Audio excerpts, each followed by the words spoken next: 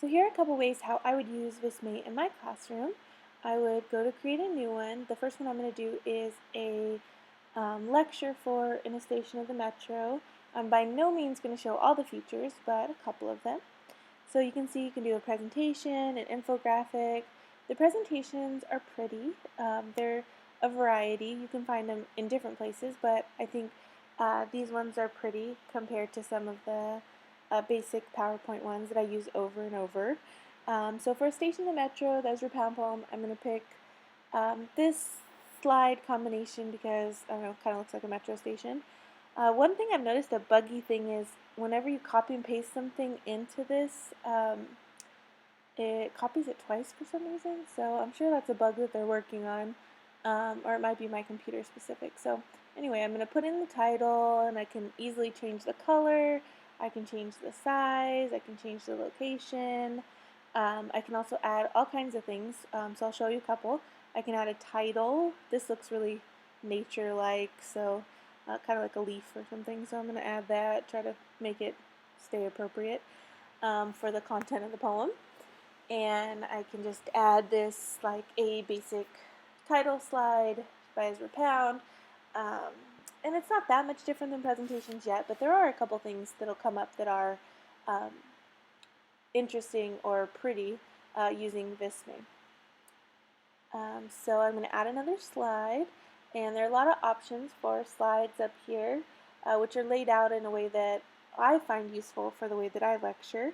So if I were teaching in a station of the metro, I would start probably just by reading the poem. So I have it over here. I'm going to copy and paste it over to this slide. That's again beautiful. I can make the titles go away so that I can see my whole area here. So they have filler dialogue, so I can just copy and paste in. Again, it's copying it twice for some reason. Of course, if you were typing it, you wouldn't have that problem. And I should probably have typed it because it's such a short poem, but I like to copy and paste things in. So here is the poem slide, and now I'm going to move on to a slide of lecture notes. So I like the way that they're organized up here in different processes, different kinds of things. So we'll do the process notes. It'll work for this particular example for me. So I'm going to start by giving my title. Probably, since this is such a short poem, I would normally copy and paste the poem up there by the slide title also, just so that we could keep referring to it. And I have a couple of different pieces of information that I would just copy into 1 through 4, and then I would talk about them with students. So once I have them all copied and pasted in, I can adjust the sizes, I can adjust the font, and make sure that everything's going to be clear so that when I'm going through these lecture pieces, I can explain them and they can be clear for students. It looks nice in this sort of process way. I accidentally added that slide twice, so I'm just going to delete it over here. And then my next slide is going to be a YouTube video, so I'm going to look around and see. I just need some kind of background. I like to include music with some of my poetry, so I'm going to pick this one because it's a beautiful background. You can delete anything you don't like, any layers, so I'm going to delete the words and these kind of things. I just need a background. And so then it's really easy to just add a YouTube clip in. Just copy and paste the YouTube clip, and then go back to this play button. Enter the YouTube clip. You can do different things like start it upon clicking or automatically loop it, some other options there. So I'm just going to have my clip here, and that's going to be a basic presentation. There's a lot more that you can do with this if you have the time and creativity for it. I'm just showing kind of the very basic presentation and how easy it is to use to make pretty and functional lecture notes. I just went through it backwards just to show you what they're going to look like in the end. Then after I'm finished with the presentation, I can publish it to private, download it on my computer, I can keep it password protected, I can add it to a blog or anything else. Another way I could use this Visme um, is to make an infographic project. If I wanted to have a really beautiful handout, if I were using it with my students, if I wanted to publish it on my blog for my classes, or print it for my board, or if I were selling it on Teachers Pay Teachers, and I just wanted to make a beautiful infographic as part of a class handout or something.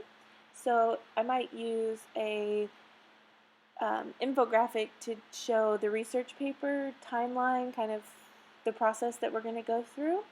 And I think parents might be interested in that. People who are purchasing a product on Teachers Pay Teachers might be interested in that. So I just pulled up a basic one, and there were a lot of options, a lot more than I showed you.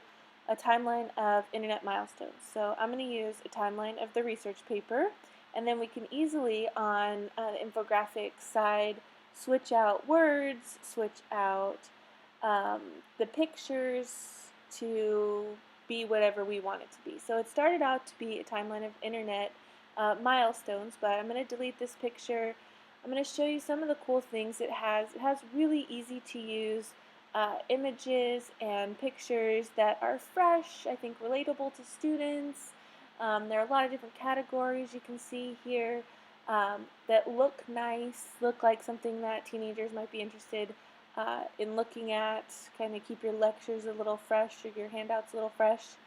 So you can see some of these options, the bubbles and the technology and the kind of young, vibrant looking images. So just for this purpose of this, showing you what I would do real quick, I took out whatever was on there before, and I'm going to add this image. I don't know, because it kind of looks like brainstorming to me, and that's going to be the first thing my students are going to do on the research paper. And then I'm going to change, instead of 1980, whatever it says there, I'm going to um, have, November 27th, or whenever my brainstorming needs to be done, and then I'm going to say brainstorming. I could add in more information there, and then I'm going to go through the timeline and continue this. I could do things like peer editing with the hand, or collect all your research with the box collection. Could go through some kind of revision checklist with that image, or what to do if it's overdue with the clock, and just kind of use my creativity to make a beautiful handout. This is just the tip of the iceberg for what you can do with this website. For more, visit our blog at simplynovelteachers.com/VISME. Thanks. Have a great day.